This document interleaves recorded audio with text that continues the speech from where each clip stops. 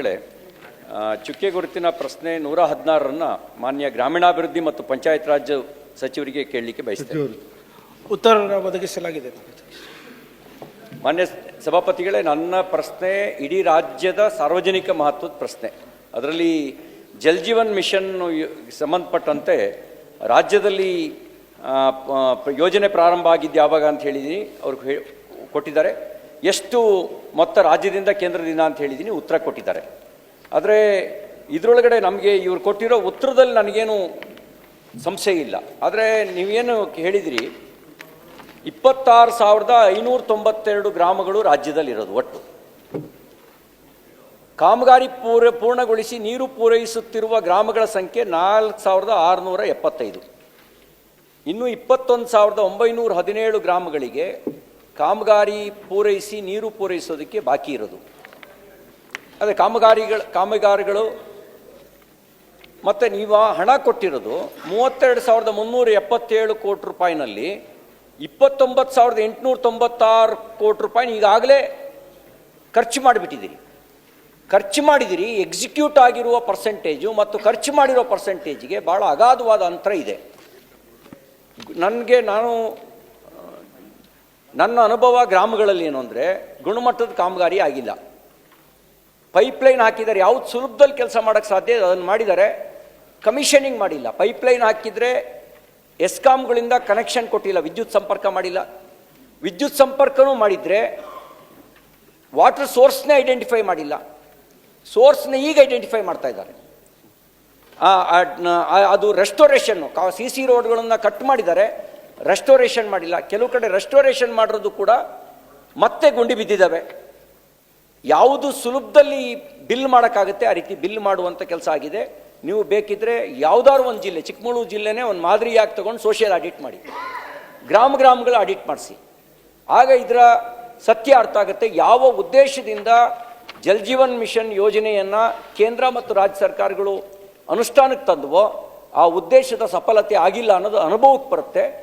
ನಾವು ಎಲ್ಲ KDP ಸಭೆಗಳಲ್ಲೂ ಇದನ್ನು ಪ್ರಶ್ನೆ ಮಾಡಿದ್ದೀವಿ. ದಯಮಾಡಿ ಇದನ್ನು ನೀವೀಗೇನು 90% ಬಿಲ್ ಕೊಟ್ಟಾಗಿದೆ, ಅದ್ರ ಕೆಲಸ 90% ಆಗಿದೆಯಾ? ಅಧ್ಯಕ್ಷರೇ,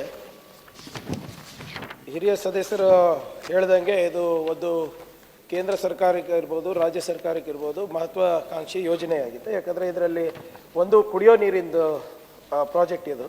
ಎರಡನೇದು ಸಾಕಷ್ಟು ಹಣವನ್ನು ಕೇಂದ್ರ ಸರ್ಕಾರ ಮತ್ತು ರಾಜ್ಯ ಸರ್ಕಾರ ಖರ್ಚು ಮಾಡ್ತಾ ಇದೆ ಇದಕ್ಕೆ. ಈಗ ಖರ್ಚು ವರ್ಸಸ್ ವೆಚ್ಚ ತಾವೇನು ಹೇಳಿದ್ದೀರ ಅದು ಬೇಸ್ಡ್ ಆನ್ ಫ್ಯಾಕ್ಟ್ಸ್ ಇದೆ ಅಧ್ಯಕ್ಷರೇ. ಈಗ ಅವ್ರೇನು ಹೇಳ್ತಾ ಇದ್ದಾರೆ ಸದಸ್ಯರು, ಯಾವುದು ಈಸಿ ಆಗುತ್ತೆ ಕೆಲಸ ಅದನ್ನು ನಾವು ಮಾಡಿದ್ದೀವಿ, ಹಾಗೆ ಮಾಡ್ಲಿಕ್ಕೆ ಆಗೋದಿಲ್ಲ. ಆಮೇಲೆ ವಿತೌಟ್ ಸೋರ್ಸನ್ನು ಈ ಪ್ರಾಜೆಕ್ಟ್ಗಳು ಅಪ್ರೂವ್ ಮಾಡ್ಲಿಕ್ಕೆ ಸಾಧ್ಯನೇ ಇಲ್ಲ ಅಧ್ಯಕ್ಷರೇ. ಯಾಕಂದರೆ ಕೇಂದ್ರ ಸರ್ಕಾರ ಒಪ್ಪೋದಿಲ್ಲ. ಪೆರಿನಿಯಲ್ ಸೋರ್ಸ್ ಇರ್ಬೋದು ಅಥವಾ ಇನ್ವಿಲೇಜ್ ಸ್ಕೀಮ್ಗಳಿಗೆ ಬೋರ್ವೆಲ್ಗಳಿರ್ಬೋದು, ಕೆರೆ ನೀರು ಇರ್ಬೋದು, ನಾವು ಸೋರ್ಸನ್ನು ಐಡೆಂಟಿಫೈ ಮಾಡಿಬಿಟ್ಟೆ DPRಗಳು ಮಾಡಿದ್ಮೇಲೆ ಕೇಂದ್ರ ಸರ್ಕಾರ ಒಪ್ಪಿಗೆ ಕೊಡ್ತದೆ. So without DPR and without approval of central government ಇದನ್ನು ನಾವು ಮಾಡ್ಲಿಕ್ಕೆ ಆಗೋದಿಲ್ಲ ಮಾನ್ಯ ಅಧ್ಯಕ್ಷರೇ. ಮತ್ತು ತಾವು ಹೇಳಿದ್ರಿ ಇದು ಭಾಳ ಸಮಯ ತಗೋತಾ ಇದೆ, ರೋಡ್ಗಳೆಲ್ಲ ಕೆತ್ತಿಬಿಟ್ಟಿದ್ದಾರೆ ಅಂತ. ಒಂದು JJM ಪ್ರಾಜೆಕ್ಟ್ ಮಾಡಬೇಕಾದ್ರೆ ಒಂದು ಹಳ್ಳಿನಲ್ಲಿ ಸುಮಾರು ಎಷ್ಟೇ ಬೇಗ ಮಾಡಬೇಕಂದ್ರೂ 2 ವರ್ಷ ಬೇಕಾಗ್ತದೆ ಅಧ್ಯಕ್ಷರೇ. ಯಾಕಂದರೆ ನಾವು ಸೋರ್ಸ್ ಐಡೆಂಟಿಫೈ ಮಾಡಬೇಕು, ಒಂದು ಫುಲ್ ಮಳೆಗಾಲ ನೋಡಬೇಕು, ಪೈಪ್ಲೈನ್ಗಳನ್ನು ಹಾಕಬೇಕು, ಆ ನೀರನ್ನು ಹರಿಸ್ಬೇಕಾದಾಗ ಪೈಪ್ಲೈನ್ನಲ್ಲಿ ಎಲ್ಲಿ ಲೀಕೇಜಸ್ಗಳಿದೆ ನಾವು ನೋಡಬೇಕು. ಅದಾದಮೇಲೆ ನಾವು ಅದನ್ನು ಮುಚ್ಚುವ ಪ್ರಕ್ರಿಯೆಯನ್ನು ಮಾಡ್ತೀವಿ. ಹಿಂದೆ ನಮಗೆ ಕಳೆದ ಒಂದು 2-3 ವರ್ಷದಿಂದ ಕೆಲವು ಕಡೆ ಬರಗಾಲನೂ ಬಂದಿದೆ, ಕೆಲವು ಕಡೆ ಅತಿವೃಷ್ಟಿನೂ ಆಗಿದೆ. ಸೊ ಆದ್ದರಿಂದ ಸ್ವಲ್ಪ ವಿಳಂಬ ಆಗಿದೆ ಅಧ್ಯಕ್ಷರೇ. ಅದರಲ್ಲಿ ನಾವು ಪ್ರಕೃತಿಯ ನಿಯಮದ ಪ್ರಕಾರ ನಡ್ಕೋಬೇಕಾಗ್ತದೆ. ಆದರೆ ಇದು ಬಿಲ್ಗಳು ನಾವು ಹೇಗೆ ಮಾಡಿದ್ದೀವಿ ಅಂದರೆ ಎಲ್ಲಿ ಅನುಕೂಲ ಆಗುತ್ತೆ ಅಂತ ಇಲ್ಲ. ಮಾನ್ಯ ಹಿರಿಯ ಸದಸ್ಯರಿಗೆ ಗಮನಕ್ಕೆ ತರಲಿಕ್ಕೆ ನಾನು ಬಯಸ್ತಾ ಇದ್ದೀನಿ. ನಾವು ಕಾಮಗಾರಿಗಳನ್ನು ನಾವು ನಿಲ್ಲಿಸಬಾರ್ದು ಅಂದ್ಬಿಟ್ಟು ಕೇಂದ್ರ ಸರ್ಕಾರದಿಂದ ಈ ವರ್ಷ ನಮಗೆ ಅಲೋಕೇಶನ್ ಆಗಬೇಕಾಗಿದ್ದು 3,804 ಕೋಟಿ ಅಧ್ಯಕ್ಷರೇ. ಆದರೆ ನಮಗೆ ಕೇಂದ್ರ ಸರ್ಕಾರದಿಂದ ಬಂದಿದ್ದು ಬರೀ 570 ಕೋಟಿ ರೂಪಾಯಿ.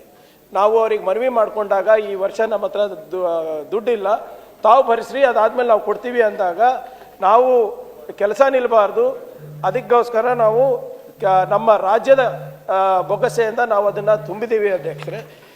ಮಾನ್ಯ ಸದಸ್ಯರು ಹೇಳ್ತಾ ಇರೋದು ಕೆಲವು ಕಡೆ ಭಾಳಷ್ಟು ಕಳಪೆ ಆಗಿದೆ ಅಂತ, ಅಂಥದ್ದು ಯಾವುದಾದ್ರೂ ಗಮನಕ್ಕೆ ಬಂದಿದ್ದರೆ ಅದನ್ನು ಕೂಡ ರೆಕ್ಟಿಫೈ ಮಾಡೋಕ್ಕೆ ತಯಾರಿದ್ದೇವೆ. ಮತ್ತು ಹಿಂದೆ ಇದೇ ಸದನದಲ್ಲಿ ಬಹುಶಃ ರವಿಕುಮಾರ್ ಅವರು ಪ್ರಶ್ನೆ ಕೇಳಿದ್ರು ಅನಿಸುತ್ತೆ. ನಾವು ಒಂದು ಇಂಡಿಪೆಂಡೆಂಟ್ ಥರ್ಡ್ ಪಾರ್ಟಿ ಅನ್ನು ಕೂಡ ಬ್ಯೂರೋ ವೆರಿಟಾಸ್ ಅಂತ ಸಂಸ್ಥೆಯನ್ನು ನಾವು ಇದಕ್ಕೆ ವಿಶೇಷವಾಗಿ ಹೈರ್ ಮಾಡಿ ಎಲ್ಲೆಲ್ಲಿ ಈ ಕಳಪೆ ಕಾಮಗಾರಿಗಳಾಗಿದೆ, ರವಿ ಅವರು ಏನೇನು ಹೇಳಿದ್ರು ಅದೆಲ್ಲನೂ ಕೂಡ ಪರಿಶೀಲನೆ ಮಾಡಿದ್ದೀವಿ ಅಧ್ಯಕ್ಷರೇ. 1550 ಹಳ್ಳಿ ಸ್ಯಾಂಪಲ್ ಸೈಜ್ ತೊಗೊಂಡಾಗ ತಾವು ಹೇಳಿರೋದು ನಿಜ. ಭಾಳಷ್ಟು ಕಡೆ ಕಳೆದ ಹಲವಾರು ವರ್ಷದಿಂದ ಕಳಪೆ ಕಾಮಗಾರಿ ಹಾಕ್ಕೊಂಡು ಬಂದಿದೆ ಅಧ್ಯಕ್ಷರೇ. ISI ಮಾರ್ಕಿಂಗ್ ಇರಲಾರ್ದೆ ಮೀಟರ್ ಹಾಕೋದು, ಹೆಂಗೆ ಬೇಕು ಹಾಗೆ ಟ್ಯಾಪ್ಗಳು ಹಾಕೋದು, ಪೈಪ್ಗಳು ಸಿಪೆಟ್ ಇದು ಏನೋ ವಿತೌಟ್ ದೇರ್ ಅಪ್ರೂವಲ್ ಇರಲಾರ್ದೆ ಹಾಕ್ಬಿಡೋದು. ಸೊ ಹೀಗಾಗಿ ಅದೆಲ್ಲನೂ ಕೂಡ ರಿಪೋರ್ಟ್ ಬಂದ ಮೇಲೆ ನಾವು ರೆಕ್ಟಿಫೈ ಕೂಡ ನಾವು ಅಲ್ಲಿಂದಲೇ ಪ್ರಾರಂಭ ಮಾಡಿದ್ವಿ. ಕಳೆದ 1 ವರ್ಷದಲ್ಲಿ ಎಲ್ಲ ಕಾಂಟ್ರಾಕ್ಟರ್ಗಳಿಗೂ ಆ ರಿಪೋರ್ಟನ್ನು ತಲುಪಿಸಿ, COಗಳಿಗೆ ಆ ರಿಪೋರ್ಟನ್ನು ತಲುಪಿಸಿ ಆ ರೆಕ್ಟಿಫಿಕೇಷನ್ ಪ್ರೋಸೆಸ್ ಹಿಂದೆ ಏನಾಗಿದ್ದು ಅದನ್ನು ಕೂಡ ಮಾಡ್ತಾ ಇದ್ದೀವಿ. ಮತ್ತು ಇಲ್ಲಿ ಇವಾಗಿಂದ ಕಳೆದ 1.5 ವರ್ಷದಿಂದ ನಾವೇನು ಕಾಮಗಾರಿಗಳು ಮಾಡ್ತಾ ಇದ್ದೀವಿ, third party independent third party ಏನೋ ವಿಜಿಲೆನ್ಸಿಗೂ ನಾವು ಕಳಿಸ್ತಾ ಇದ್ದೀವಿ ಅಧ್ಯಕ್ಷರೇ. ಅಂಥ ಕಡೆ ಏನಾದರೂ ಬೇರೆ ಎಲ್ಲ ಚಿಕ್ಕಮಗಳೂರು ಇರ್ಬೋದು, ಬೇರೆ ಕಡೆ ಏನಾದರೂ ಸಮಸ್ಯೆ ಇದ್ದರೆ ನೀರಿಂದ ಮೂಲಗಳಿದಿರ್ಬೋದು ಅಥವಾ ಬೇರೆ ಅದು FHTC ಲೇಯಿಂಗ್ನಲ್ಲಿರ್ಬೋದು, ಅದು ಗಮನಕ್ಕೆ ತಂದರೆ ಅದನ್ನು ಕೂಡ ನಾವು ಮಾಡಿಸ್ತೀವಿ ಅಧ್ಯಕ್ಷರೇ. ಸಭಾಪತಿಗಳೇ ನೋಡಿ, ಸಂಶೋಧನಾ ಲೇಖನ ಬೆಂಗಳೂರು ಗ್ರಾಮಾಂತರದ್ದೇ ಬರೆದಿರೋದು. ದಾರಿ ತಪ್ಪುತ್ತಿದೆಯೇ ಜಲಜೀವನ್, ನಲ್ಲಿಗಳಿವೆ, ಹನಿ ನೀರು ಬರ್ತಿಲ್ಲ. 816 ಕೋಟಿ ರೂಪಾಯಿ ವೆಚ್ಚದಲ್ಲಿ ಯೋಜನೆ ಅನುಷ್ಠಾನ, 767 ಗ್ರಾಮಗಳು. ಇದು ಬರೀ ಬೆಂಗಳೂರು ಗ್ರಾಮಾಂತರದ ಒಂದು ಸಂಶೋಧನಾ ವರದಿಯನ್ನು ಬಹುಶಃ ವಿಜಯವಾಣಿ ಪತ್ರಿಕೆ, ವಿಜಯ ಕರ್ನಾಟಕ ಪತ್ರಿಕೆ ಸಂಶೋಧನಾ ವರದಿ ಪ್ರಕಟ ಮಾಡಿರ್ತಕ್ಕಂಥದ್ದು. ನನ್ನ ಪರ್ಸ್ನಲ್ ಅನುಭವ, ಗ್ರಾಮ ಸಭೆಗಳಿಗೆ ಹೋದಾಗ ನಾವು ಜನರಿಂದ ನಾವು ಜಲ್ ಜೀವನ್ ಮಿಷನ್ನಿಗೆ ನಿಮ್ಮ ಗ್ರಾಮಕ್ಕೆ 13 ಕೋಟಿ ಸ್ಯಾಂಕ್ಷನ್ ಮಾಡಿಸಿದ್ದೀವಿ ಅಂದರೆ, ಅಣ್ಣ ಅದನ್ನ ಹೇಳ್ಬೇಡ ಕಣಣ್ಣ, ನಾವು ಅದನ್ನ ಹೇಳಿಕೆಯನ್ನು ತಲೆ ಎತ್ಕೊಂಡು ಓಡಾಡಂಗೆ ಇಲ್ಲ. ಯಾಕೆಂದರೆ ನೋಡಿ, ಇಲ್ಲಿ ರಸ್ತೆದು ಒಂದು ರೂಟ್ ಸುತ್ಕೊಂಡು ಬಂದರು. ನಾನು ಇಮಿಡಿಯೇಟು ಮಾತಾಡಿದೆ. ಈ ಕಾರ್ಯನಿರ್ವಹಣೆಯನ್ನು ಮಾನಿಟ್ರ್ ಮಾಡ್ತಿರುವಂಥ ಇಂಜಿನಿಯರ್ಗಳು ಬಹುತೇಕ ಗುತ್ತಿಗೆ ಇಂಜಿನಿಯರು. ಸಾವಿರಾರು ಕೋಟಿ ರೂಪಾಯಿ ಕಾಮಗಾರಿಯನ್ನು ಗುತ್ತಿಗೆ ಇಂಜಿನಿಯರ್ ನಿರ್ವಹಿಸಿದರೆ ಅವ್ರಿಗೆ ಅಕೌಂಟಬಿಲಿಟಿ ಸೆಟ್ ಮಾಡೋಕ್ಕಾಗತ್ತಾ? ಹೇಗೆ ನಾವು ಅಕೌಂಟಬಿಲಿಟಿ ಸೆಟ್ ಮಾಡೋಕ್ಕಾಗತ್ತೆ? ನೀವು ಬೇಕಿದ್ರೆ ಚಿಕ್ಕಮಗಳೂರಿಗೆ ಒಂದು ತನಿಖಾ ತಂಡ ಕಳಿಸಿ ಚಿಕ್ಕಮಗಳೂರು ಜಿಲ್ಲೆಗೆ. ಯಾಕೆಂದ್ರೆ ನನ್ನ ಪರ್ಸ್ನಲ್ ಫೀಲಿಂಗ್ ಇದು. ನನಗೆ ಗೊತ್ತಿರೋ ಪ್ರಕಾರ ಗುತ್ತಿಗೆ ತಗೊಂಡಿರೋರೆಲ್ಲ ಹೊರ ರಾಜ್ಯದವರು. ಅವ್ರು ಸಬ್ ಕಾಂಟ್ರಾಕ್ಟ್ ಕೊಟ್ಟಿದ್ದಾರೆ. ಕೆಲಸ ಮಾಡುವವನಿಗೂ ಗುತ್ತಿಗೆದಾರನಿಗೂ ಸಂಬಂಧವೇ ಇಲ್ಲ. ಆ ಪರಿಸ್ಥಿತಿ ಇದೆ. ನೀವು ಯಾವುದೇ ಒಂದು ಜಿಲ್ಲೆನ ಪೈಲಟ್ ಆಗಿ ತಗೊಂಡು ಎಲ್ಲ ವಿಲೇಜ್ಗಳನ್ನು ಒಂದು ಸೋಷಿಯಲ್ ಆಡಿಟ್ ಮಾಡಿಸಿದೀವಲ್ಲ ಸರ್, 1550. ಆಯ್ತಾ? ಈಗ ನೀವು ನಮ್ಮ ಜಿಲ್ಲೆಗೆ ಒಂದು ವಿಶೇಷ ಸ್ಕ್ವಾಡ್ ರಚನೆ ಮಾಡಿಸಿ. ಆ ಸ್ಕ್ವಾಡ್ಗೆ ಅವರಿಗೆ ಸೆಷನ್ ಮುಗಿದ್ಮೇಲೆ ಹೇಳಿ 1 ತಿಂಗಳು ನಾವೇ ಅವ್ರ ಜೊತೆಗೆ ಇರ್ತೀವಿ ಮತ್ತು ತನಿಖೆ ನಡೆಸ್ತೀವಿ. ಮತ್ತು ನೀವೇ ಹೇಳಿದ್ರಲ್ಲ, 90% ಬಿಲ್ ಕೊಟ್ಟ ಮೇಲೆ 100% ಕೆಲಸ ಆಗಬೇಕು. 90% ಬಿಲ್ ಕೊಟ್ಟು 4100 ಚಿಲ್ಲರೆ ಗ್ರಾಮಗಳಿಗೆ ಮಾತ್ರ ನೀವು ನೀರು ಕೊಡ್ತೀವಿ ಅಂತ ಹೇಳಿದ್ರೆ, ಇನ್ನು 21,000 ಗ್ರಾಮಗಳ ಕಾಮಗಾರಿಯೇ ಪೂರ್ಣಗೊಂಡಿಲ್ಲ ಅಂದರೆ ಅನುಷ್ಠಾನ, ನೀವು ಹೇಳ್ತಿರೋದಕ್ಕೂ ಅನುಷ್ಠಾನ ಕೆಳಗಡೆ ಗ್ರೌಂಡ್ ಲೆವೆಲ್ಗೂ ವ್ಯತ್ಯಾಸ ಇದೆ ಅನ್ನೋದು ನಿಮ್ಮ ರಿಪೋರ್ಟೇ ಹೇಳುತ್ತೆ. ನೋಡಿ, ನೀವು ರಿಪೋರ್ಟ್ ನಾನು ಕೊಟ್ಟಿರೋ ಪ್ರಕಾರ 26,592 ಗ್ರಾಮ ಕಾಮಗಾರಿ ಪೂರ್ಣಗೊಳಿಸಿ ನೀರು ಪೂರೈಸುತ್ತಿರುವ ಗ್ರಾಮಗಳ ಸಂಖ್ಯೆ 4,675. ನೀರು ಪೂರೈಸಲು ಬಾಕಿ ಇರುವ ಗ್ರಾಮಗಳ ಸಂಖ್ಯೆ 21,917. ನೋಡಿ, ಈ ಅಂತರ ಇದೆಯಲ್ಲ, ಈ 90% ಬಿಲ್ ಕೊಟ್ಟ ಮೇಲೆ 100% ಕೆಲಸ ಆಗಬೇಕು. ಮಾನ್ಯ ಅಧ್ಯಕ್ಷರೇ, ಸದಸ್ಯರು ಸ್ವಲ್ಪ ಅಪಾರ್ಥ ಮಾಡ್ಕೊಂಡಿದ್ದಾರೆ ಅಂತ ಹೇಳಲಿಕ್ಕೆ ನಾನು ಬಯಸ್ತಾ ಇದ್ದೀನಿ. ಸರ್, ಒಟ್ಟಾರೆ ಕರ್ನಾಟಕದಲ್ಲಿ JJMನ ಮೊತ್ತ ಏನು ಎಲ್ಲ ಪ್ರಾಜೆಕ್ಟ್ ಸೇರಿ ಸುಮಾರು 65,000 ಕೋಟಿ ರೂಪಾಯಿ ಸರ್. ಅದರಲ್ಲಿ ನಮಗೆ ಬಿಡುಗಡೆ ಆಗಿರೋದು ಅಥವಾ ನಾವು ಖರ್ಚು ಮಾಡಿರೋದು ಬಿಡುಗಡೆ ಆಗಿರೋದು 32,377 ಕೋಟಿ ರೂಪಾಯಿ. ಏನು ಸರ್ 65,000ದಲ್ಲಿ ನಮಗೆ ಬಂದಿರೋದು ಬರೇ 32,000 ಅಂದಾಜು. ಅದರಲ್ಲಿ ಖರ್ಚಾಗಿರೋದು ಮಾನ್ಯ ಸಭಾಪತಿಗಳೇ 29,000 ಅಂದಾಜು 29,000. 90% ಎಲ್ಲೂ ಆಗಿಲ್ಲ, 50% ಅಷ್ಟೇ ನಮಗೆ ಅನುದಾನ ಬಂದಿರೋದು. ಆ 50%ನಲ್ಲಿ 90% ಖರ್ಚಾಗಿರೋದು ಒಂದೇದು ಅಧ್ಯಕ್ಷರೇ.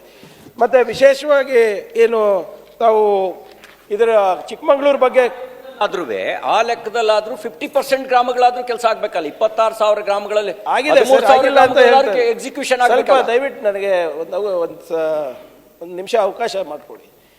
ಚಿಕ್ಕಮಗಳೂರ್ದು ಏನು ಹೇಳ್ತಾ ಇದ್ರೆ ಅಧ್ಯಕ್ಷರೇ, ಚಿಕ್ಕಮಗಳೂರಿನಲ್ಲಿ ಒಟ್ಟಾರೆ ಅಂದಾಜು 1,164 ಕೋಟಿ ರೂಪಾಯಿ ಕಾಮಗಾರಿಗಳು ಸ್ಯಾಂಕ್ಷನ್ ಆಗಿದೆ. ಅದರಲ್ಲಿ ಎಕ್ಸ್ಪೆಂಡಿಚರ್ ಆಗಿರೋದು ಹಣ ಬರೇ 370 ಕೋಟಿ, 90% ಅಲ್ಲ.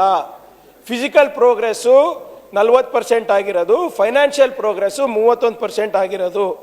ಈ ಕಾಮಗಾರಿ ಪ್ರಾರಂಭ ಆಗಿದ್ದು 7/12/2022, ಮುಗಿಬೇಕಾಗಿರೋದು ಜೂನ್ 2025.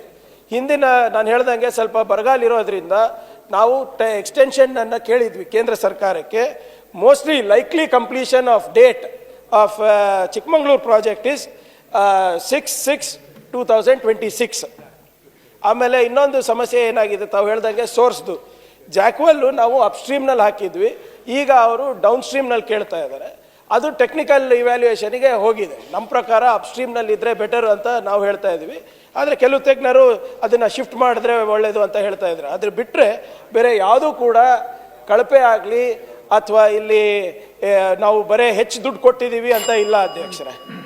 ಸೊ ಅದರಿಂದ ಮಾನ್ಯ ಸದಸ್ಯರಿಗೆ ಬೇಕಾದರೆ ಇದನ್ನು ಸಮರೈಸ್ ಮಾಡಿ ಅವ್ರಿಗೆ ತಲುಪಿಸ್ತೀನಿ ಅಧ್ಯಕ್ಷರು. ಸಭಾಪತಿಗಳೇ, ಇದು ವ್ಯಾಪ್ತಿ ದೊಡ್ಡದಿರೋದ್ರಿಂದ ಉಳಿದ ಸದಸ್ಯಗಳು ನಮ್ಮ ಹತ್ರ ಮಾತಾಡ್ತಾ ಇದ್ರು. ನೀವು ಸೀರಿಯಸ್ ಆಗಿದ್ದು ನೋಡಿ ಅವ್ರು ಸುಮ್ಮನಾಗಿದ್ದಾರೆ. ಅರ್ಧ ಗಂಟೆ ಕಾಲಾವಧಿ ಚರ್ಚೆಗೆ ಕೊಟ್ಟರೆ ಮಾಡ್ತೀನಿ. ಸುನಿಲ್ ಗೌಡ ಪಾಟೀಲ್, ಮಂಜೇಗೌಡ.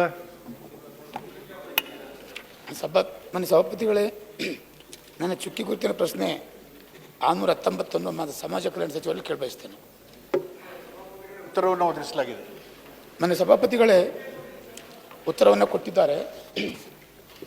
ನಾನು ಕೇಳಿರ್ತಕ್ಕ ನಾವೇನು ಪ್ರಣಾಳಿಕೆ ಅಂತ ಹೇಳ್ತೀವಿ, ಅದರಲ್ಲಿ ಅಂಗನವಾಡಿ ಕಾರ್ಯಕರ್ತರು ಮತ್ತು ಸಹಾಯಕಿಯರಿಗೆ ಈ ರೀತಿ ನಾವು ಮಾಡ್ತೀವಿ ಅಂತ ಹೇಳಿ ನಾವು ಭಾಷೆಯನ್ನು ಕೊಟ್ಟಿದ್ವಿ.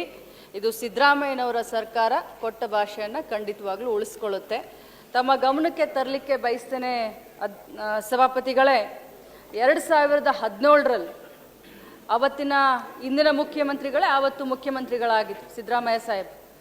ಅವತ್ತು 2,000 ರೂಪಾಯಿ ಗೌರವಧನವನ್ನು ಅಂಗನವಾಡಿ ಕಾರ್ಯಕರ್ತರಿಗೆ ಮತ್ತು 1,000 ಗೌರವಧನವನ್ನು ಸಹಾಯಕಿಯರಿಗೆ ಆವತ್ತಿನ ಕಾಲದಲ್ಲಿ ಮಾಡಿದರು. ಅದು ಬಂದ ಆದಮೇಲೆ ಏನು 4 ವರ್ಷ ತಮ್ಮ ಸರ್ಕಾರನೂ ಇತ್ತು ಮಾನ್ಯ ಸದಸ್ಯರು, 1 ರೂಪಾಯಿಯನ್ನು ಕೂಡ ತಾವು ಹೆಚ್ಚಿಗೆ ಮಾಡಲಿಲ್ಲ. ಹೌದು, ಪ್ರಣಾಳಿಕೆಯಲ್ಲಿ ನಾವು ಭಾಷೆಯನ್ನು ಕೊಟ್ಟಿದ್ದೇವೆ, ನಾವು ಖಂಡಿತವಾಗ್ಲೂ ಅದರ ವಚನ ಬದ್ಧ ಇದ್ದೇವೆ, ನಾವು ಮಾಡ್ತೀವಿ. ಆದರೆ ಇದು ಕೇಂದ್ರ ಮತ್ತು ರಾಜ್ಯ ಸರ್ಕಾರಗಳು ಎರಡೂ ಕೂಡಿ ಗೌರವಧನವನ್ನು ಕೊಡಬೇಕು. ಅಂಥದ್ರಲ್ಲಿ ಕೇಂದ್ರ ಸರ್ಕಾರದಿಂದ ಅಂಗನವಾಡಿ ಕಾರ್ಯಕರ್ತರಿಗೆ 2,700 ರೂಪಾಯಿ ಬಂದರೆ ರಾಜ್ಯ ಸರ್ಕಾರದಿಂದ 9,550 ರೂಪಾಯಿ ಆಗುತ್ತೆ. ಅದೇ ರೀತಿ ಸಹಾಯಕಿಯರಿಗೆ ಕೇಂದ್ರ ಸರ್ಕಾರದಿಂದ ಕೇವಲ 1,500 ರೂಪಾಯಿ ಬಂದರೆ ರಾಜ್ಯ ಸರ್ಕಾರದಿಂದ 5,500 ರೂಪಾಯಿಯ ಒಂದು ಗೌರವಧನವನ್ನು ನಾವು ಕೊಡ್ತೀವಿ. ನಾವು ಕೇಂದ್ರ ಸರ್ಕಾರಕ್ಕೆ ಪದೇ ಪದೇ ನಾವು ಬರಿತಾನೂ ಇದ್ದೀವಿ, ಹೋಗಿ ವೈಯಕ್ತಿಕವಾಗಿ ಭೇಟಿನೂ ಆಗ್ತಾ ಇದ್ದೀವಿ. ಕೇಂದ್ರ ಸರ್ಕಾರ ಇನ್ನೂ ಕೂಡ ಅಂಗನವಾಡಿ ಕಾರ್ಯಕರ್ತರ ಸಹಾಯಕರ ಗೌರವಧನವನ್ನು ಹೆಚ್ಚಿಗೆ ಮಾಡಲಿಕ್ಕೆ ಯಾವುದೇ ಒಂದು ಕ್ರಮ ತೆಗೆದುಕೊಂಡಿಲ್ಲ. ಇದು ದೇಶದಲ್ಲಿಯೇ 3ನೇ ಹೈಯೆಸ್ಟ್ ಗೌರವಧನ ಅಂತ ನಾನು ಭಾಳ ಹೆಮ್ಮೆಯಿಂದ ಹೇಳಲಿಕ್ಕೆ ಬಯಸ್ತೇನೆ. ಕೇರಳದಲ್ಲಿ ಮತ್ತು ತೆಲಂಗಾಣದಲ್ಲಿ 14,000 ಇದ್ರೆ, ಕೇರಳದಲ್ಲಿ 13,000 ಇದೆ, ಕರ್ನಾಟಕದಲ್ಲಿನೇ 12,500 ಗೌರವ. ಇಡೀ ದೇಶದಲ್ಲಿ ನಾನು ಗೌರವಾನ್ವಿತ ಸದಸ್ಯರಿಗೆ ತಮ್ಮ ಮುಖಾಂತರ ಹೇಳಲಿಕ್ಕೆ ಬಯಸ್ತೇನೆ. ಈ ಒಂದು ಗೌರವಧನವನ್ನು ಈ ವರ್ಷ ಬಜೆಟ್ನಲ್ಲಿ 1,000 ರೂಪಾಯಿ ಕಾರ್ಯಕರ್ತರಿಗೆ, 2,000 ರೂಪಾಯಿ ಕಾರ್ಯಕರ್ತರಿಗೆ ಮತ್ತು 1,000 ರೂಪಾಯಿ ಕಾರ್ಯಕರ್ತರಿಗೆ 750 ಸಹಾಯಕರಿಗೆ ಹೆಚ್ಚಿಸಿರುವುದರಿಂದ ಒಂದು ವರ್ಷಕ್ಕೆ 144 ಕೋಟಿ ಅನುದಾನ, ಹೆಚ್ಚಿನ ಅನುದಾನವನ್ನು ನಮ್ಮ ಇಲಾಖೆಗೆ ನಾವು ಕೊಡ್ತಾ ಇದ್ದೀವಿ. ಅದೇ ರೀತಿ ಇನ್ನೊಂದೇನಾದರೂ ಉಪ ಪ್ರಶ್ನೆ ಇದೆಯಾ ತಮ್ಮದು? ಇದರ ವಿವರಣೆ ಸ್ವಲ್ಪ ಹೇಳಿ. ಇದು ಪ್ರತಿ ಬಾರಿಯೂ ಹಿಂದಿನ ಸರ್ಕಾರ, ಬೇರೆ ರಾಜ್ಯಗಳು, ಕೇಂದ್ರ ಇದನ್ನೇ ನಾವು ಮಾತನಾಡಿ ವಿವರಣೆಯನ್ನು ಕೊಡುವಂಥದ್ದು, ಅಥವಾ ನಾವು ಮಾಡಲಿಲ್ಲ ಅಂತ ಹೇಳಿಯೇ ನಿಮ್ಮನ್ನು ಜನ ಆಶೀರ್ವಾದ ಮಾಡಿ ಅಲ್ಲಿ ಕೂತ್ಕೊಳಿಸಿದ್ದಾರೆ. ಆ ದೃಷ್ಟಿಯಲ್ಲಿ ಈಗ ಜವಾಬ್ದಾರಿ ಯಾರದು ಅಂತ ಹೇಳಿ ಕೇಳಿದರೆ ನಮ್ಮದು. ನೀವು ನಮ್ಮದು ಅಂತ ಹೇಳಿದರೆ ಸರ್ಕಾರದ್ದು. ಇಲ್ಲಿ ಈ ಪ್ರಣಾಳಿಕೆಯಲ್ಲಿ ಹೇಳುವಾಗ ಎಲ್ಲ ನಿಮ್ಮ ಯೋಜನೆಗಳಿಗೆ ಕೇಂದ್ರ ಕೊಟ್ಟರೆ ಮಾತ್ರ ನಾವು ಕೊಡ್ತೇವೆ ಅಂತ ಹೇಳುವಂಥದ್ದು ಏನಾದರೂ ಹೇಳಿದ್ದೀರಾ? ನೀವು ಇದನ್ನು ಬದ್ಧತೆ, ಇದು ಜನರಿಗೆ ಕೊಟ್ಟಂತಹ ಮಾತು, ಅಂಗನವಾಡಿ ಕಾರ್ಯಕರ್ತರಿಗೆ ಕೊಟ್ಟಂತಹ ಮಾತು ನುಡಿದಂತೆ. ಹೆಚ್ಚಿನ ವಿಡಿಯೋಗಳಿಗೆ ಪ್ರತಿಧ್ವನಿ ಯೂಟ್ಯೂಬ್ ಚಾನೆಲ್ ಸಬ್ಸ್ಕ್ರೈಬ್ ಮಾಡಿ, ಬೆಲ್ ಐಕಾನ್ ಕ್ಲಿಕ್ ಮಾಡಿ.